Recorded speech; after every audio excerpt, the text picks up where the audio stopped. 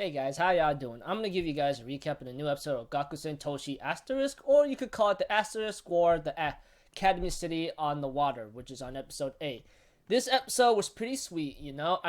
It shows the bond and development of Kirin and Sasamiya, you know? And many people may say, oh, this is nothing really going on, and I will understand that, but the way I look at it, I think it gives out certain things for not just for one character, but for two of them that's gonna be teaming up together. So if anything else, let's go. Okay, at the beginning we have to it that the teamwork between Sasamiya and Kirin seems to be low. It looks like the score is way lower than Julius and Ayato all together, you know, since they only scored since they only scored in a 2-digit zone, while like Ayato and Julius have like scored in the 3-digit zone, which really sucks. But eventually, you know, there was a little funny moment about like Ayato doing like autographs and they're being sold on the internet, and I'm thinking in my mind, are you freaking serious?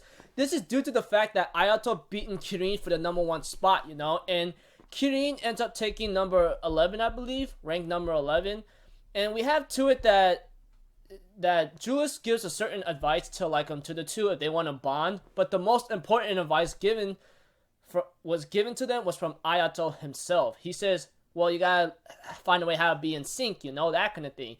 And therefore, Sasamiya realizes what she has to do. And she goes like, hey, Kirin, we're gonna take a break tomorrow, you know? Let's go hang out.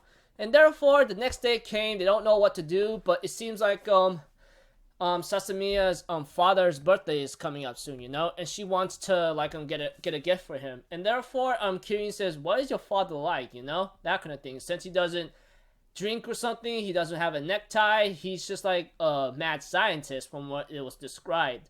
And therefore Sasamiya thought of an idea and wants to go to a shop, which is very scary at a certain point. I expected something bad to happen, but that was not the case. But we have to it that Kirin was kind of scared a bit, and Sasamiya decides to go like, oh, I'll get this gun for my father, you know? It may be busted, but it's really rare, you know? And I'm thinking in my mind, oh, that's pretty sweet, you know? Finding something that's like ultimately rare or you can never find at all is pretty nice. There might be some use to it in a certain sense, you know? Even Sasamiya knows her ways of gun control.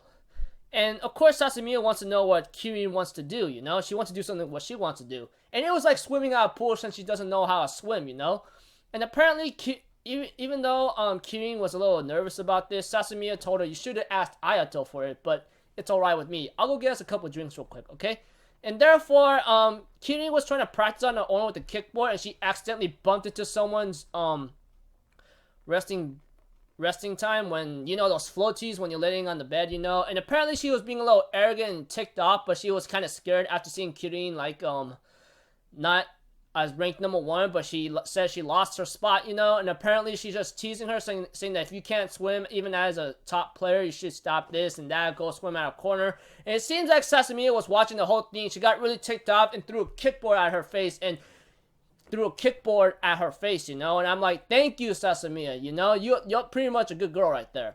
And apparently, after a couple things of moments of conversations and technical talking, she challenges her to a duel, and therefore we have to that Sasamiya decide to accept, and I'm thinking in my mind, oh, this is gonna be pretty sweet, because I don't know what's gonna happen, you know?